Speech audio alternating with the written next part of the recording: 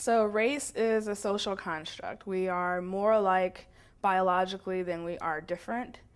How you look, how people see you, is how people define you racially, and often in terms of your ethnicity. And with the history of slavery and the history of Jim Crow, particularly in this country, race has just become a very explosive issue. For News21, we were assigned the mixed race community in America, which is the fastest growing demographic in the country.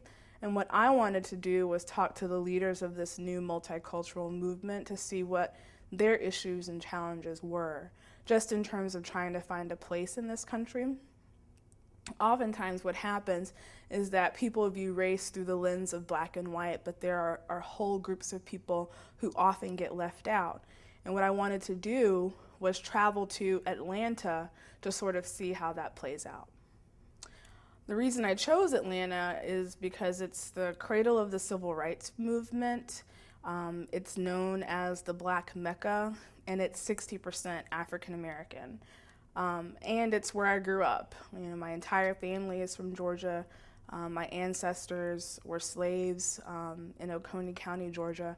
And I just wanted to see what it was like for people who identify as mixed race to do so in a city that is largely African American, where the experiences of the civil rights movement, you know, really still resonate with people, with churches, with the historically black colleges and universities that are down there, and just sort of see what the story really is there.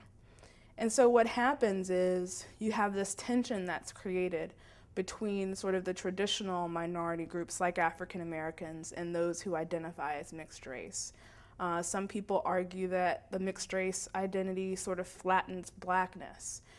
Some people say that identifying as mixed race means sort of a dilution of African American numbers in terms of population, power, and representation. So I really wanted to talk to people, talk to the leaders of the multicultural movement to see sort of how they answer that and really what the plan is moving forward for them.